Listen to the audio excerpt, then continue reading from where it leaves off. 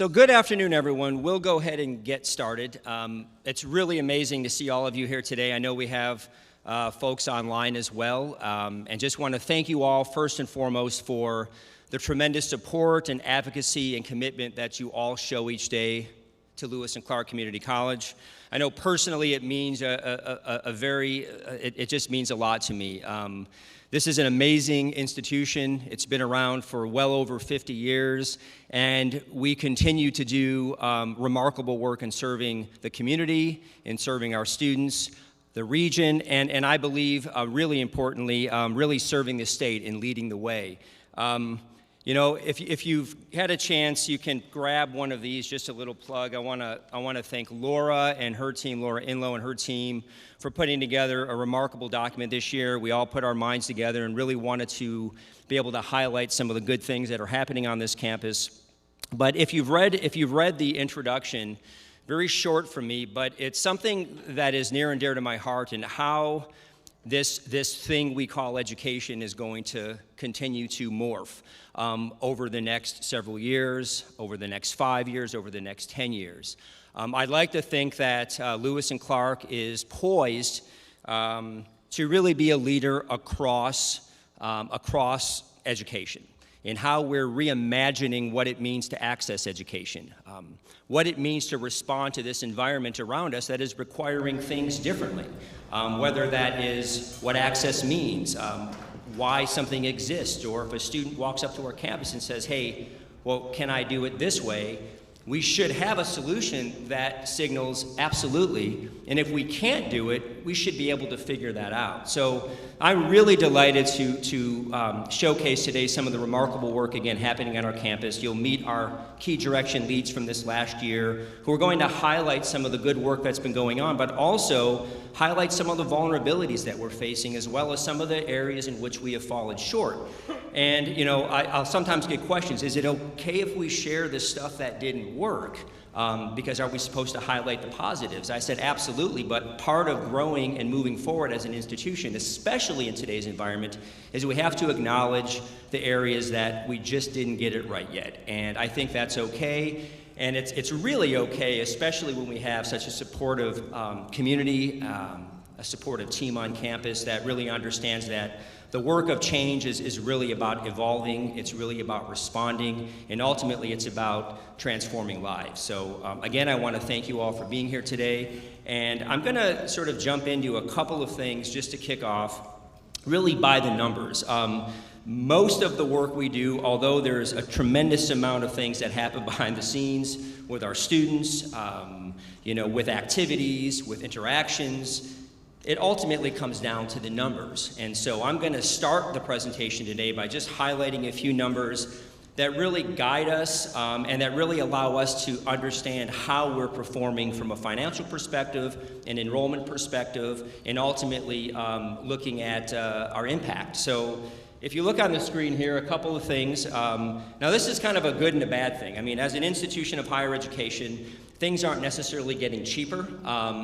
They're actually getting more expensive. Technology is probably one of the most scary investments that we have to make each year, not because technology is scary, although some of it is, but the cost of technology continues to outpace essentially our ability to generate enough revenue to keep up. So we have to be creative. Now, I'm proud to say that in spite of all of that, we've done a very, very good job as an institution of keeping an eye on the dollar, keeping an eye on how those dollars are invested. Part of that work kind of links back to the strategic plan. It links back to the work that these key direction leads are doing. Everything we do on this campus really has to link back to a why and a how it links to the key direction. So you'll see up here our actual levy rates have gone down over the last year or so. That's a positive thing. I don't, as a president, and I know as our leadership, we don't want to continue to put a burden on the community. We want to show our value by using the resources we have and finding creative ways to do that. Every year, as an executive team, right when we sort of ask the board to approve the budget for next year, we're already beginning to look at priorities things that we weren't able to get to the year before immediately. This is sort of an ongoing, evolving process to be sure that we're responding to the environment in the best way that we can. The other number up here is the long-term borrowing, so that's gone down 13% over several years as well. You know, debt isn't necessarily always a bad thing, but we want to try to reduce that as much as we can, especially in the context that we have a big project coming up, the main complex. All of you, I spoke about that last year. And I'll keep this comment, try to keep this really positive, but we're just waiting on some things from the state. And I can tell you that we have done everything we can to push. We've had meetings with the Deputy Governor's Office, with the Capital Development Board. Gabe Springer has done a great job of helping me sort of align some of those meetings. And we're just waiting. So the good news on that is we're waiting, meaning it's in motion. The bad news is the cost of that project worries me. That, you know, when we finally get it rolling, what are the cost of materials, the cost of labor going to be, and how is that going to ultimately impact the nature of that project, and when and how we're going to be able to get it done within a budget. That budget is about a $42 million construction budget on a $50 million budget. And we do have a little bit of money aside, about $2 million, you know, considering that costs may go up. So that's a couple things there. A couple other things which is important is enrollment. So our team has worked really, really hard on engaging our community, or I should say re-engaging the community, especially post-COVID. The nature of the student expectation has changed. What access looks like has changed. But fall of 23, our credit hours were up 5.6%. So we had a total of 4,196 students, and our credit hours have gone up 5.8%. So that's really, really good. Our billable credit hours, which is, you know, a third of our revenue, has gone up or is at 56,705.5. That's gone up over this last year. Our goal every year is to increase that by 2%. That's across the board. Headcount, credit hours by 2%. And of course, to continue to reduce the debt and to stay focused on trying to grow the institution. Now, here's some numbers, and I don't want to be too complicated, but I feel this is really important for the institution to know, is what we would sort of call our fund balances. So these are the accounts that the institution has that are sort of our reserves. They're sort of for a rainy day. And there are some different schools of thoughts of what this number should be. We operate on just about a little over a $30 million budget annually. Probably about 70% of that goes to our team. We invest in talent, we invest in that asset to move this institution forward. So typically, you want about a year in reserves. So if something were to happen with the state, which happened back in 2017, or something else happened, we have at least a pot of money to refer to and to leverage to help the institution continue to operate. So a couple of things, and this is, I can, of course, after this, if people had questions on this, I can talk through it, but we have just under $30 million in reserves.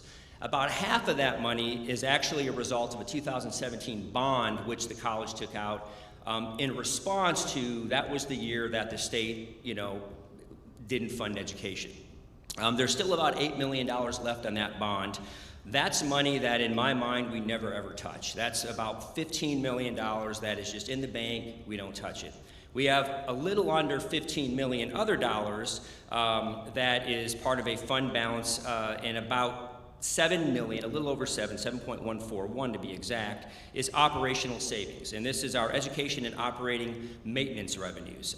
These are where our revenues were over expenses, and this is a number that represents fiscal year 20 to fiscal year 23. We have some lost revenue. A lot of that money came from the state. It was the CARES Act, the Higher Education Emergency Relief Fund, or HERF. We have about $3.3 million in there. We have the corporate personal property replacement tax, which is about $1.8 million. And then we have working cash interest, which was transfer in March 22 for interest accumulated through the end of fiscal year 21 was transferred over into our operational savings, and that's about $2 million. So I think the good news on all of that is we have some cash. The bad news with that is that this is money that if we spend it, it's gone. So a lot of times we are trying to be very strategic with this, especially with deferred maintenance. We have about $7 million of deferred maintenance on the campus, give or take. I mean, give or take, I don't mean that in sort of a nebulous way, but it just depends. You know, the age of the campus, we have this large project that's starting, so some of that will be deferred through that. But what we'd like to do with these dollars is apply them to deferred maintenance, to apply them to systems and equipment on campus that needs to be updated so that, you know, we can operate efficiently and, of course, at the end of the day, serve our students at the highest level. So a couple things there. So before I transfer this over, I have to thank people. So I want to thank our Board of Trustees. I know I saw 3 of our Board of Trustees here, so I want to thank them for being here. Kevin Rust, Donna Ware, and Larry Trent. One of our former board members, Brenda McCain, is in the back. So just a thank you to all of you for your continued support.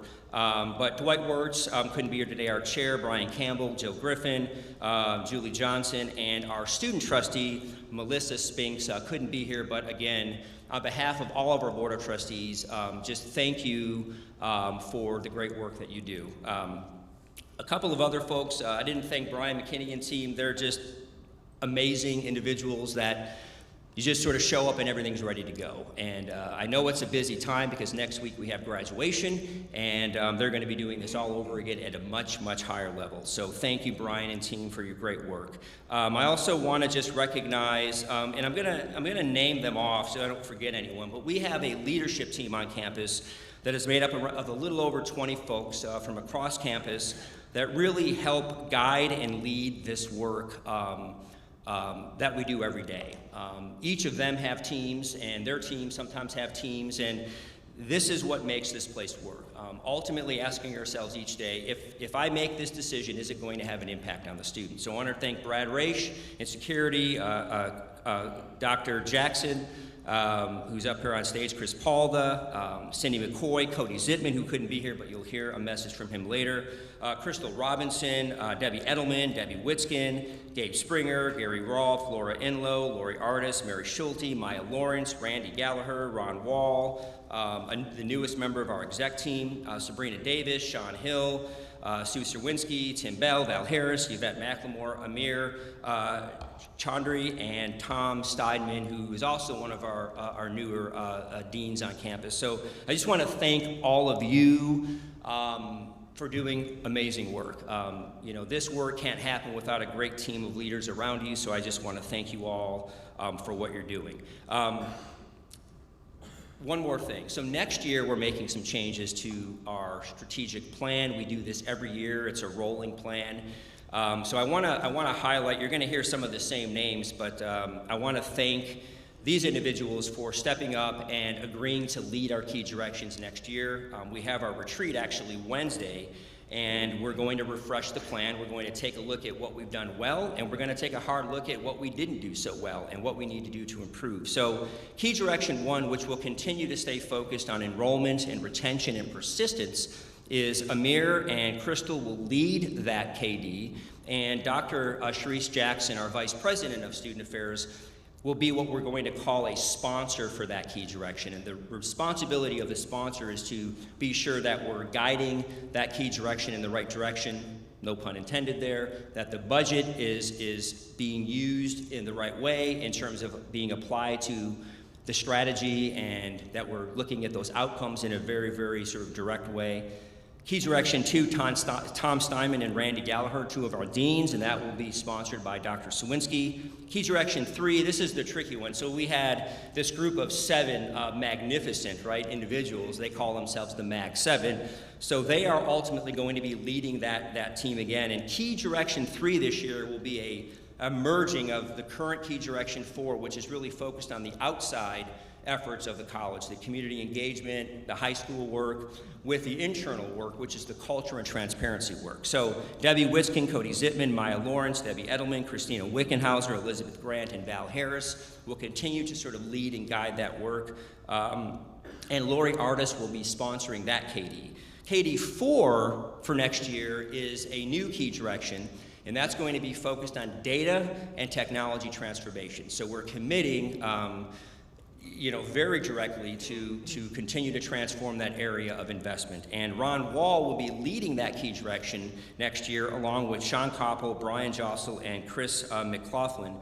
Those three individuals on his team will be working with him, although Ron will be the primary lead for that group. So we have a lot of great things happening at Lewis and Clark, and as I've stated in my message, both written and here, is we couldn't do it with all of you. We couldn't do it without all of you. So thank you very much, and now I'm going to sort of hand this over to our first key direction leads to just sort of talk through some of the good work that's happening in that first key direction. Then we'll kind of move through those, and then we have two other announcements today as well, so stay tuned for those. Thank you all very much.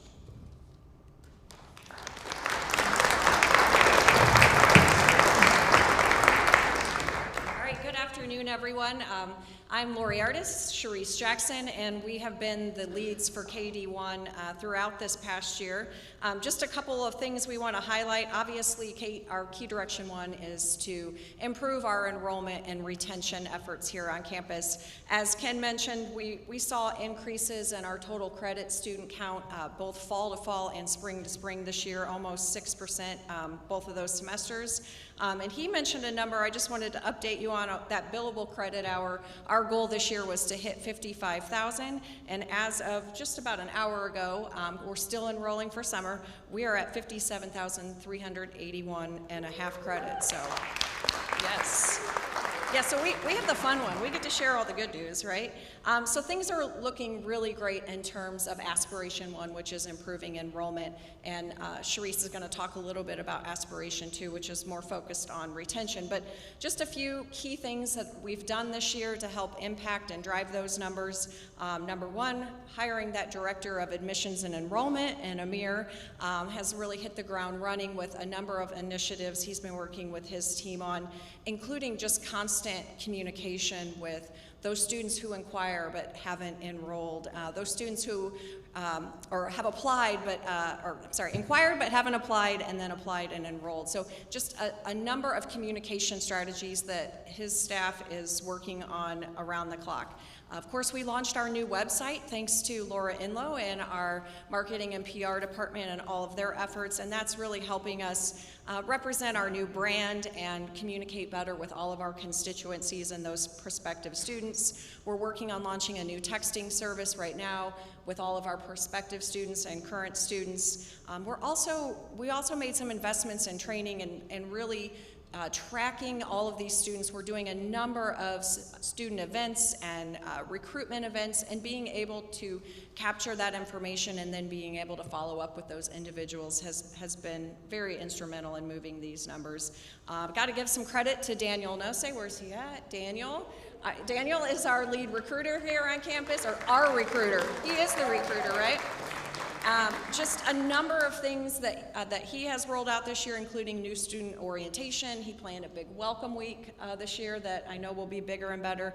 And he would probably kill me if I didn't mention Summerfest is July 11th this year, so mark your calendars, 4 to 7 p.m. here on campus. It's open to the community, it's free. It's just a way for us to really engage with our community and let them know that we're here for whatever they may need.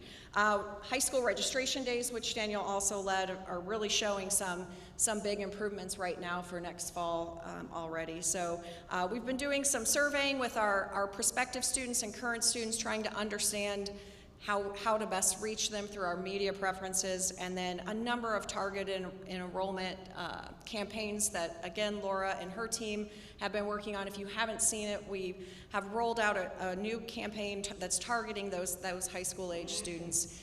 And it really focuses on an amazing alumni, Mike Keith Teague from Mike Lemon's digital streaming, right, program, and that's really garnered a lot of views, and we're looking forward to continuing to share some of the video and the work that we've done with Mike Keith. So that's just a little bit about our enrollment efforts. Sharice, I'll let you talk retention. Okay. So let me move this down.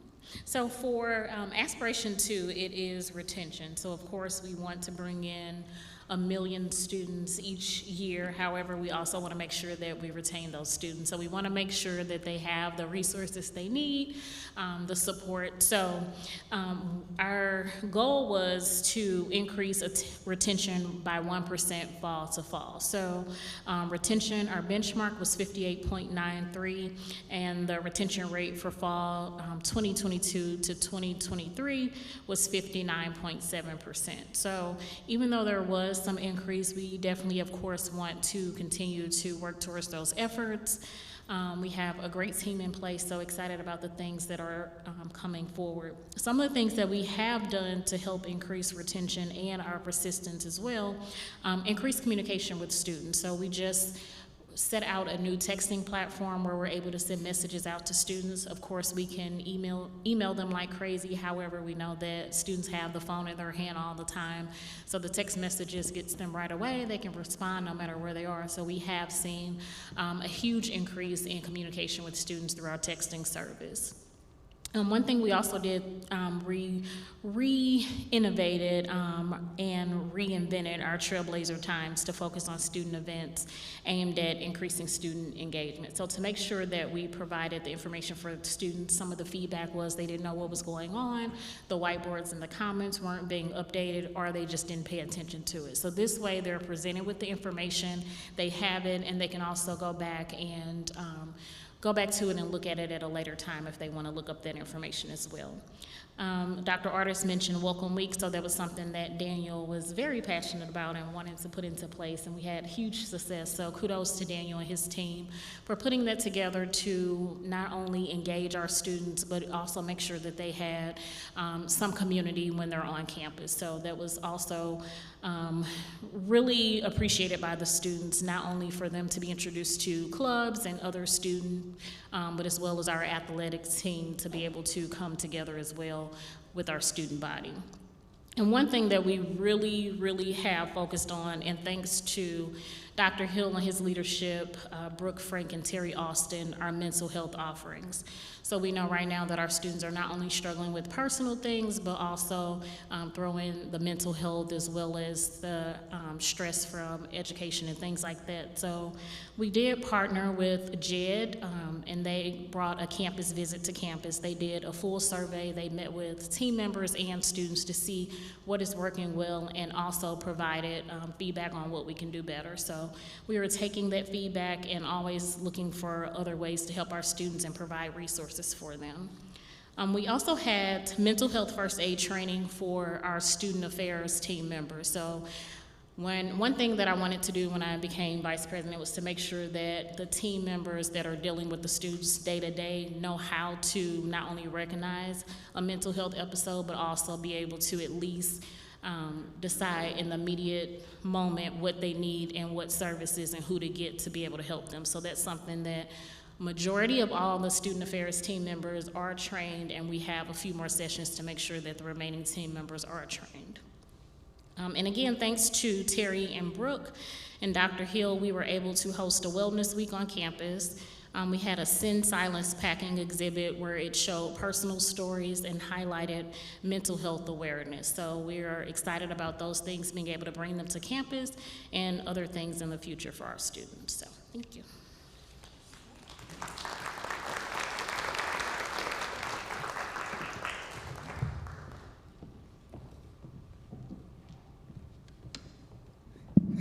Sorry, Sharice.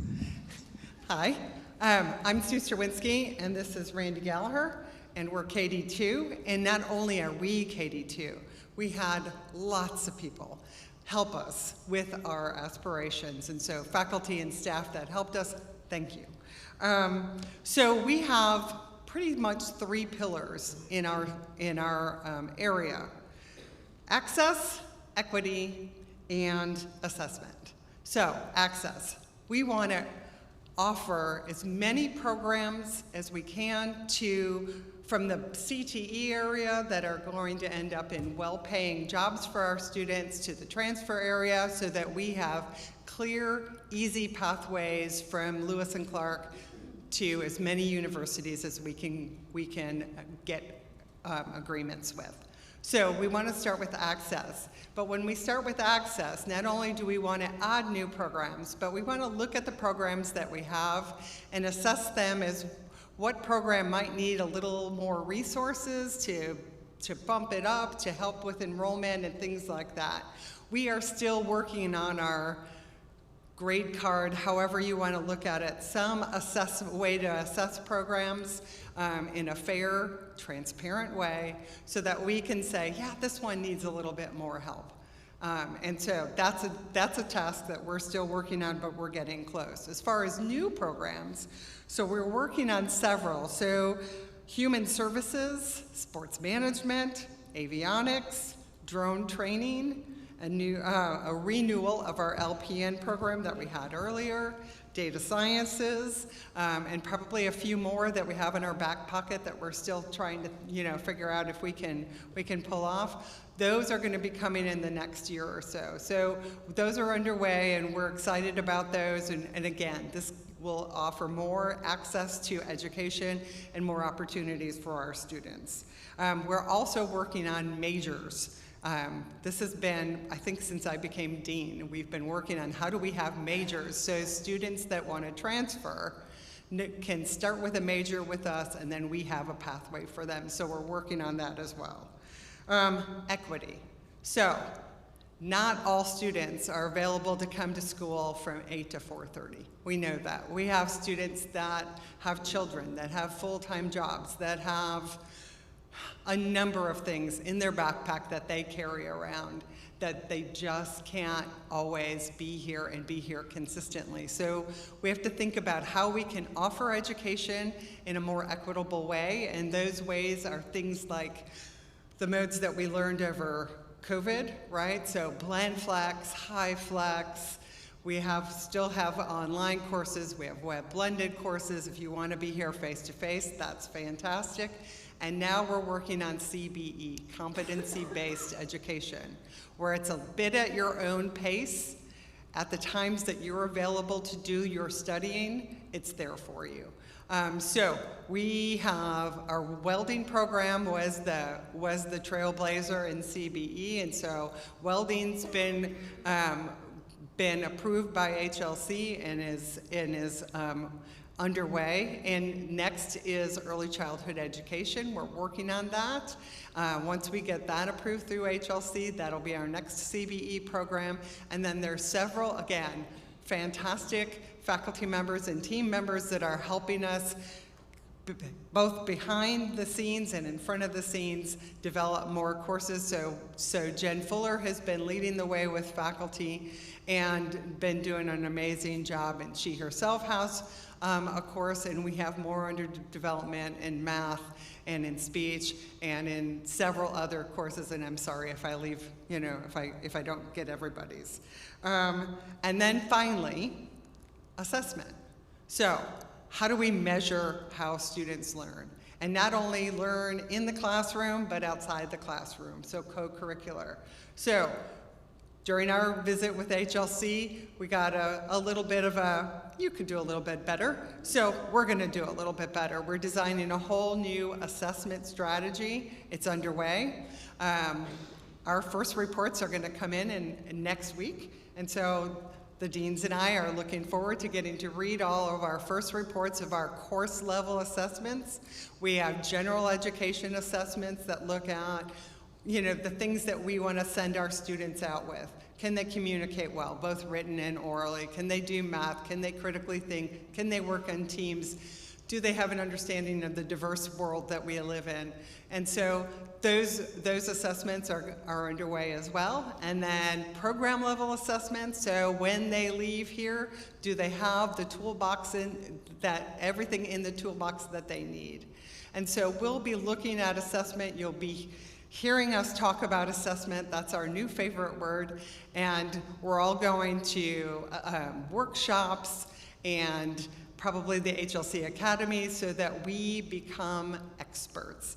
And then we'll develop some professional development for new faculty coming in so that as we come in, we train up our faculty so that they know what to expect and are in the assessment plan. So that's what we have underway with KD2. And it's a work in progress. And again, thanks to everyone who's helped us along the way and will help us.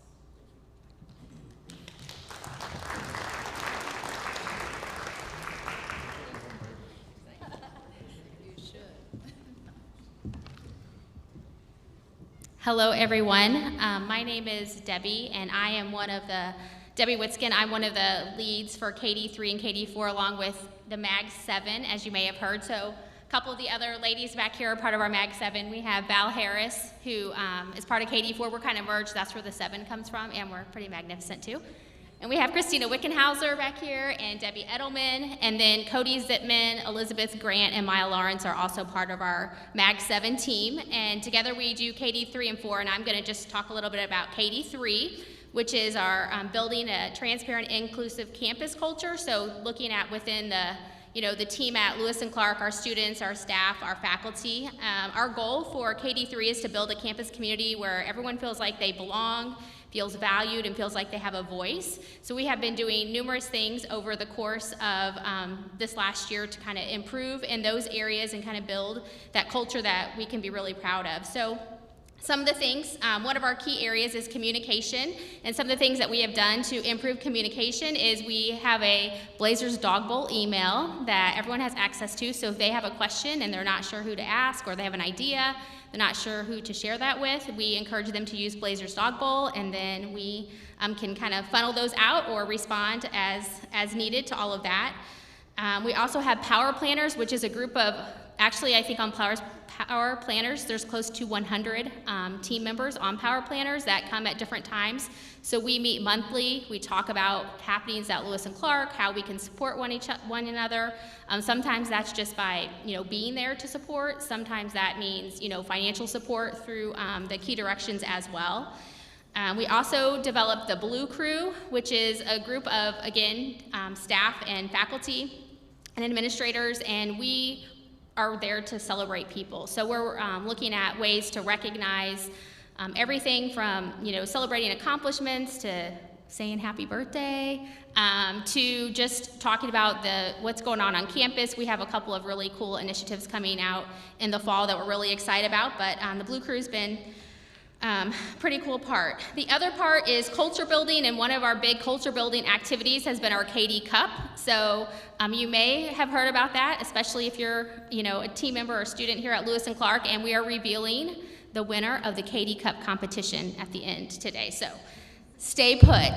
The KD Cup is really a friendly competition, and we have 3 houses on campus, the staff, the faculty, and the students, and we participated in various events across the last year, including like dodgeball, volleyball, kickball, trivia, scavenger hunt, so just a variety of things, and everyone was invited to come. A lot of times we would give away some LC swag. We usually had food, and we had over 200 participants who engaged in our KD Cup over the course of the year, so that's been really excited. Really kind of a vision of Cody Zipman, who is our athletic director and part of our group, who is with the women's tennis team at Nationals today and not here with us. Yes, he's here in spirit. Some of our culture building, so one of the ways that we're also measuring is we did a culture survey. So we had baseline information in 22-23 school year. This year we did our first repeat of that survey, and so some of our ladies are going to show us some of our improvements. But so satisfaction with overall campus culture increase, so yay for that. Feeling a sense of belonging, yay, an increase for that. Feeling respected by their managers and supervisors, also an increase in that area. Feeling respected by their coworkers. We just keep celebrating. All of them should be going up. Sorry, I can't see behind me. Good culture within the department, And then also comfortable sharing thoughts. Those are all areas that we saw increases in. One of the vulnerabilities we talked about being transparent is just continuing to build nurturing and successful working relationships among team members. So really, those interpersonal relationships, making sure that everyone feels respected and that their voice is heard and that we can kind of grow together. And all of these initiatives are really helping to do that. The third part of our KD3 is collaboration, and we've been doing lots of collaboration, again, on campus. We also collaborate with KD4. Val will share some of those things, but some of the within our team kinds of things include Team Appreciation Day. We did Trailblazer Day at the dock for team members and their families. We have a summer barbecue event coming up this summer, and then all of our KD Cup events, of course, that have been going on. So lots of really wonderful things. And then also, you heard Dr. Traska kind of allude to KD 3 and 4 emerging. So KD 3 also included IT, so information technology, and they've been doing some really great things this year also, including an enrollment dashboard that gives us, again, in-the-moment information about enrollment at Lewis and Clark. They've also made, under Ron Wall, by the way, multiple investments in IT infrastructure, including lots of important encrypting and security stuff. That's way over my head, but I appreciate it here. Hired a Chief Data and Technology Officer, Ron. And then also, again, just working, we have a mover team on artificial intelligence and just, again, trying to make sure that we're all ready for, this next level. So I'm gonna pass it over to Christina, who's gonna share about our DEI, diversity, equity, and inclusion, kind of what we've been doing in that area as well. Thank you. So Maya couldn't be here, so I'm going to represent her with some of her notes. She's done a great job at the Reconnect Summits. If you haven't been to one of those, I highly encourage you to do so. It's a way to get to know, really understand, and get to know your coworkers a little bit better, and brings us together. We now have a DEI task force whose purpose is to execute the DEI blueprint. And we are developing an equity plan to address equity gaps in the following areas for underrepresented groups, which are enrollment, retention, completion, and student loan repayments. Thank you.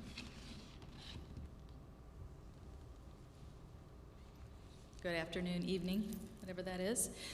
So KD4, this is my final KD4 moment, but our goal is to broaden community and educational collaboration. And we had 3 aspirations, and we work very closely with KD3. But the first is community engagement and service, and it was led by our Trailblazers Give Back Committee. They fed over 350 students last fall to help with food insecurity. And over 150 of our team members donated items and or cash. I think I see you out there. If you did some of that, you should probably give yourselves a hand. Yeah, I think so. And over 50 of us, team members and students, volunteered to bring Hiking Through the Holidays to you. So are there any community members or team members in the audience that participated in Hiking Through the Holidays this year? Anybody? Anyone? Awesome. The second aspiration was strengthening community, team member, and student collaboration. And just to name a few of those collaborations, we were in Edwardsville. The Goshen Market held the Goshen Market at our N.O. Nelson campus. We had our Industrial Careers Open House. We had our Global Diversity Panel all in Edwardsville. In Alton at the Scott Bibbs Center, we did a teen construction camp in partnership with the Boys and Girls Club. And here on campus, this is just touching on a few of the collaborations. We had a wellness resource fair. We did a fall and spring choral concerts. We have Coffee for Life. We did the Riverbend Growth Association member mingle at the Hiking Through the Holidays event. We have had a STEAM event on campus, a trebuchet contest, and just lots more collaborative events. And if one thing we could do to improve is to capture all of the collaborations that we do with the community. And finally, our third aspiration, I will hand off to Debbie Edelman, is our connections, improving connections with alumni. Thank you. Yes, you know, like every other community college in Illinois, we are embarking on a journey to reconnect with our alumni because we know that they want us to. Dr. Traska has done an amazing job this year of when he's out of town traveling, he's also visiting with our alumni, and the return on that just small endeavor has been great for our students. We've received some significant gifts as a result that are going to be funding some significant scholarships for our students. And we have been creating alumni communities outside of just this immediate community and district that we live in. And as we speak, we are reconnecting with about 35,000 alumni who have graduated from this institution over the last 53 years with either a degree or a certificate. And Daniel, I think Summerfest is going to blow up this summer when they all attend, so be prepared. If you're an alumni in the audience, will you raise your hand? How many do we have out there? Yeah, like half the room, exactly. Thank you, and that's it for that aspiration. Thanks, Val.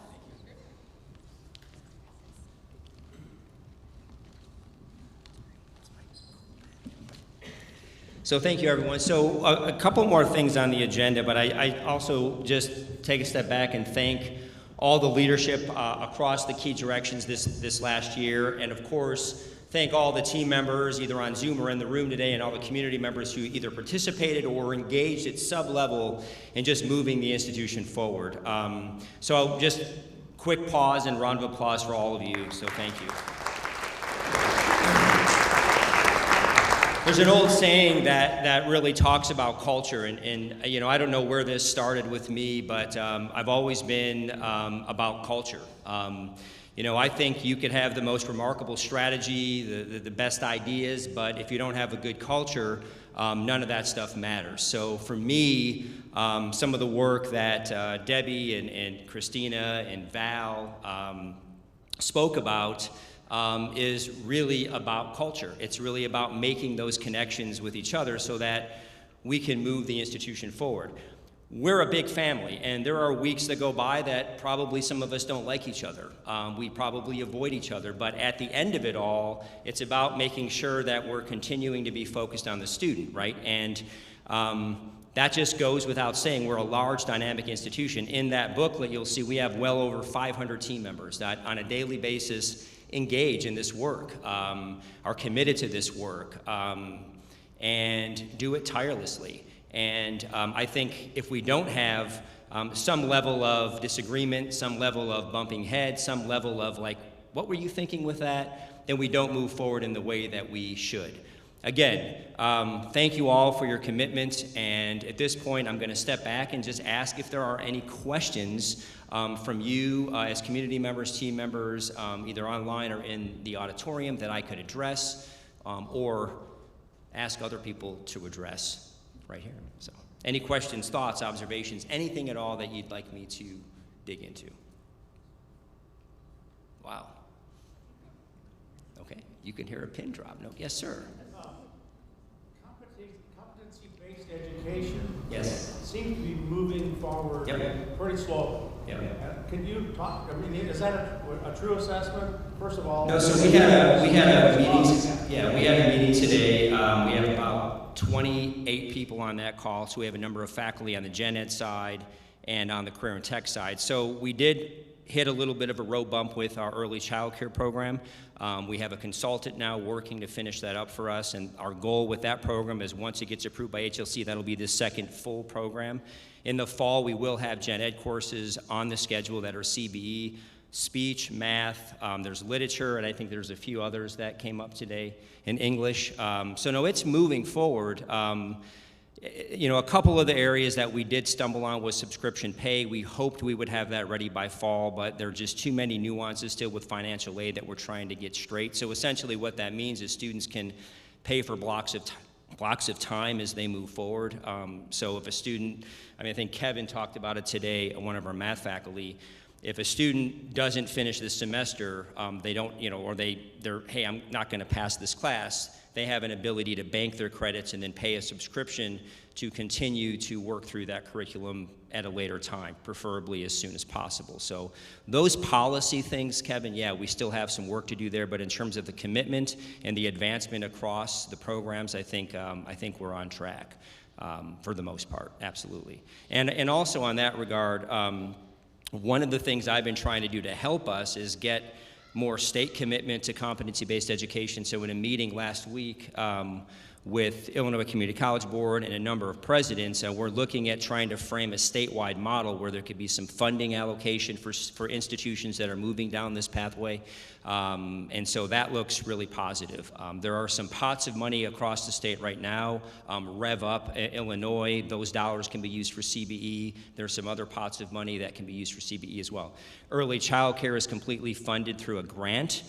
So that program is, we plan for that to be done by fall, but with the unfortunate tragedy this semester, that kind of was delayed, so we're looking at a spring 25 semester. So that's where there might be some delays as well. But overall, no, I think the institution's committed, and we have some good advocacy across the board. I mean, Jen Fuller is leading our CBE way, and we're now calling that PACE. So that's all launching. If you want to talk more about that, you can. Yeah.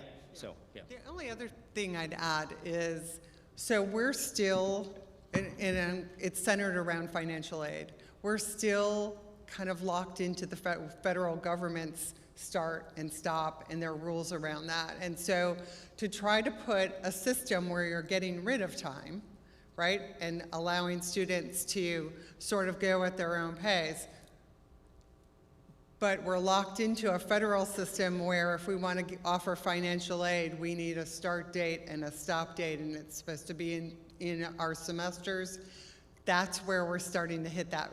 That's where we hit that rub. So we're working through some of those things and finding ways to sort of not circumvent, but adjust the education so that it fits. But until we can offer financial aid without that time-based credit hour system, it's really hard to do. If we wanted to offer non-credit through CB, we could have a rolling start. It would be very, very easy. But with credit and with financial aid, that's caused some delays just kind of in the behind the scenes. That help? Thanks. Any other questions? No other questions? Wow, pretty easy group. Okay, well, thank you. So, two more things. The next one I'm going to introduce Jeff Alsman here. Jeff is going to, he's our KD Cup official, so Jeff's going to come on up and he is going to present the totals and reveal the winner of the first annual KD Cup. And then I will come back to the stage and award our Pantone 286 award for this year's recipient.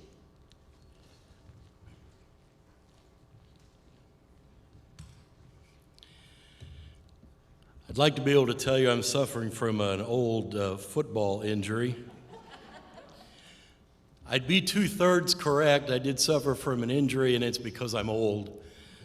So,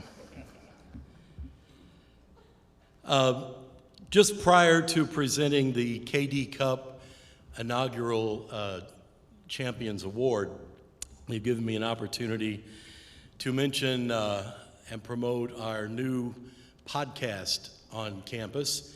It's called the A to Z Across LC podcast. It actually began as an experimental project of the new Lewis and Clark Digital Broadcasting and Media program, which we certainly couldn't do the podcast without Mike Lemons, the director, David Olenbittle, who produces the show, and then it's marketed or released through our marketing department and team led by Laura Enlow, so huge thanks to all of them.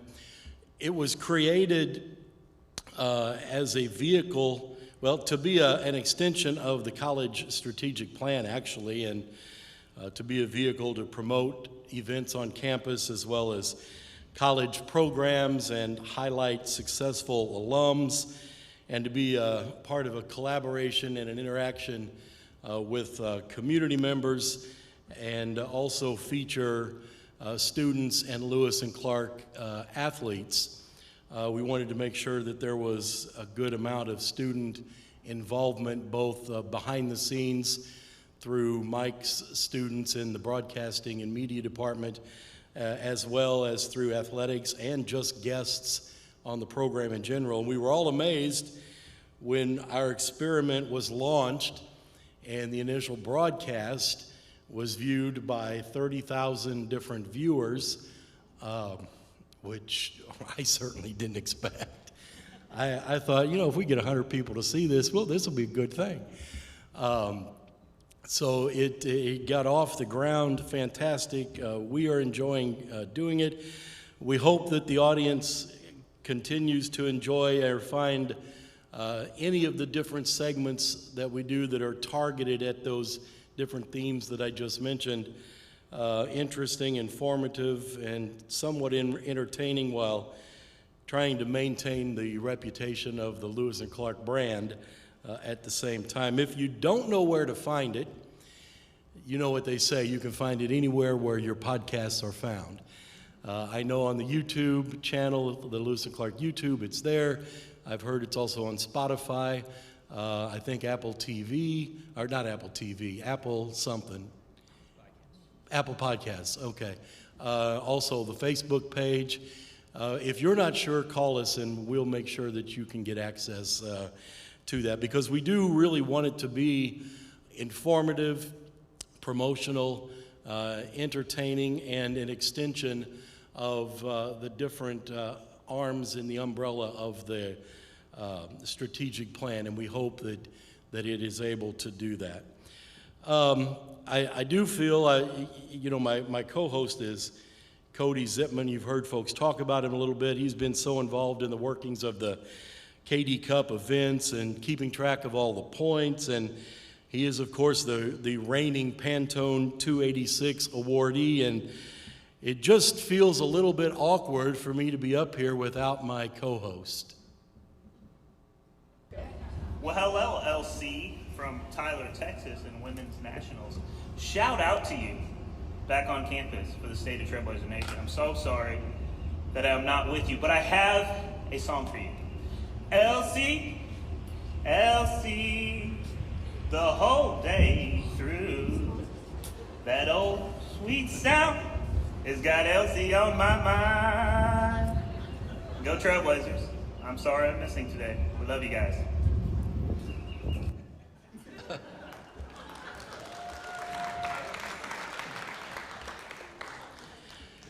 So disregard what I said about maintaining the LC brand with, Cody's, if you've seen the podcast at all, Cody will break out in a song at any given time. So that's just his nature. But what a hard worker he has been in all of this KD stuff. So with all of that said, what I'm really here to do is to present the award for the champions of the inaugural KD Cup. And without further ado, ladies, would you bring forth the KD Cup?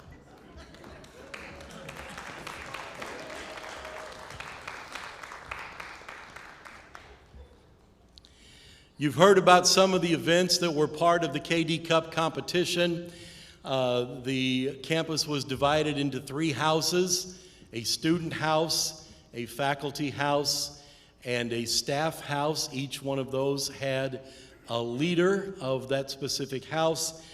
Points were awarded at each one of the competitive events, both for those who participated in the activities, as well as those who showed their support by participating with their attendance. There were bonus points awarded as well for the number of groups of folks that came and participated. So all kinds of different ways, whether you were active and athletic or you just wanted to come and be a supporter, you could still earn points for your team. So having said all of that, it is my, oh, we've got a drum roll going. It's my honor to announce and help me bring forward the house leader for the inaugural KD Cup Championship, the Staff House.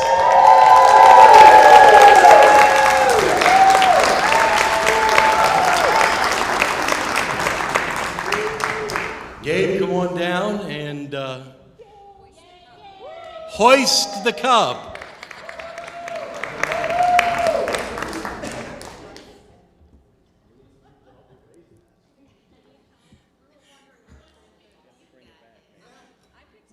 Friday I would have helped you, but not today. So go ahead.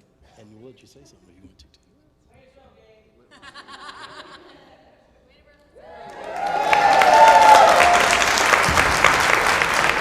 Would you like me to say just a word or two? It's brief, yep.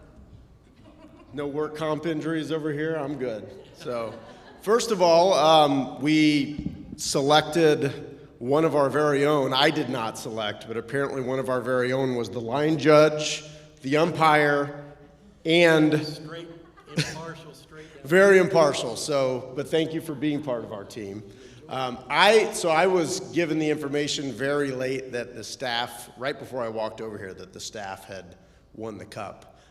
And I asked at the last minute Diane McDonough to accept this on our behalf because she was cheerleading and leading at every opportunity, along with very many of you. I got to participate in all of the active events, the volleyball, the dodgeball, and kickball. We didn't win any one of those.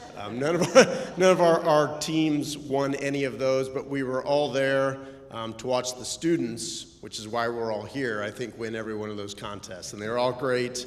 I love the events that were put on by everybody, and I think it was some great team building. I got to meet a lot of folks, in fact, that I probably would never see otherwise, students, staff, and faculty. So thank you, Jeff, for being there for all of them. Thank you to the team for putting all this together. So, go staff.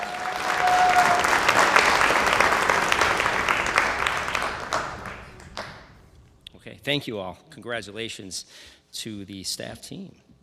So the final part of today's ceremony is something we're going to start doing during this event, and it's awarding our Pantone 286 award. So for those of you who might have attended a previous service awards, or for those of you who are just super in knowing the official name of Lewis and Clark's Blue, you may be familiar with the phrase Pantone 286. The Pantone color system is a standardized color matching system which is widely used around the world. It was devised to help printers and designers to specify and control colors for printing projects. Pantone 286 is the official color that represents the blue found in the college's branding on campus.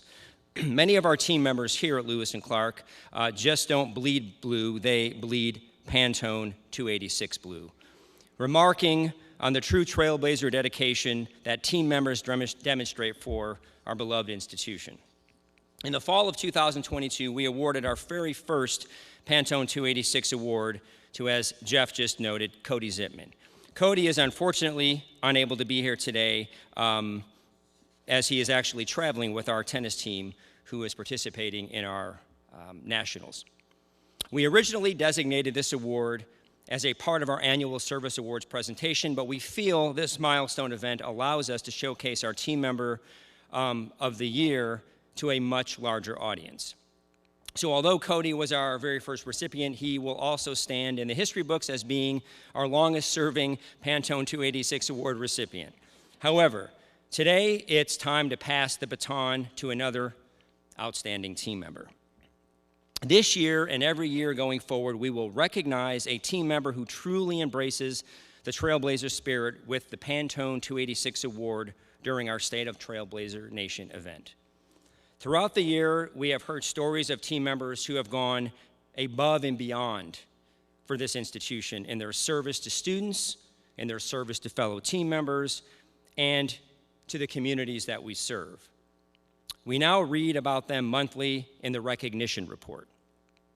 That's presented to our board each month as well. We have seen individuals continuously step up to demonstrate the true Pantone 86 blue that represents Lewis and Clark so positively in the work they do each and every day. This year, I can think of no other individual on this team who should deserve the Pantone 286 award than one of the most outstanding team members who fully embodies the Trailblazer spirit and works diligently behind the scenes supporting the entire team on this campus. And I should note, this is a surprise award, and this one really touches my heart very deeply. So please join me in recognizing this year's recipient, Sue Keener.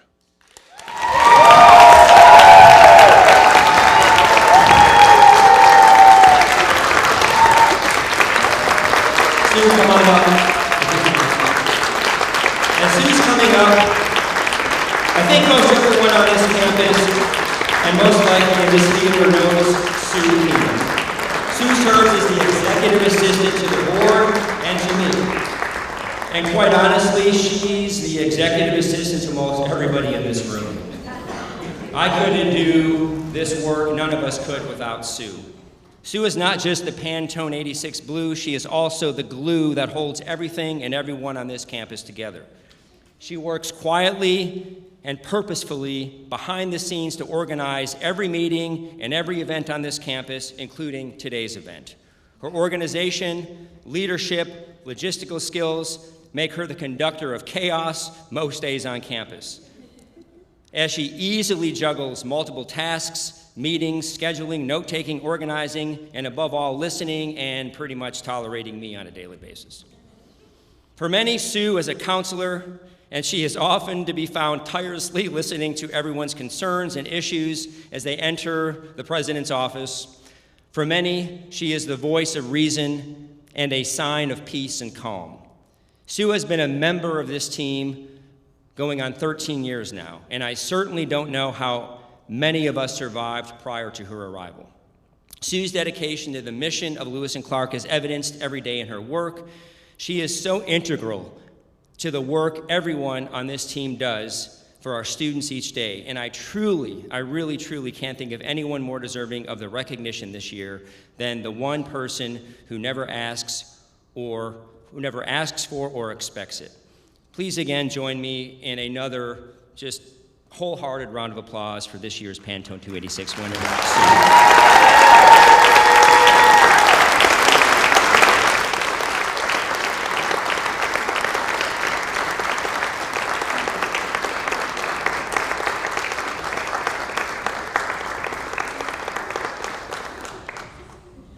Now Sue will deliver a 60-minute speech on why. Now, if you want, you can say something. I am so stunned. My goodness, thank you so much. I do love being part of the team, and I always say that the people here will run through brick walls for students, and I'm just proud to be part of that. Thank you. So again, that concludes today's ceremony. I want to thank you all so much for being here, and thank you for being part of the good work that's happening on this campus. There are refreshments outside, and please be sure to pick up one of the sort of documents that just sort of highlights and walks through a lot of what we talked about today, but provides a little bit more detail. Thank you all so much. We'll see you next year. Same date, May 6th. Thank you again. Have a great evening. Be safe, everyone. Probably see a lot of you next week at graduation, so be ready.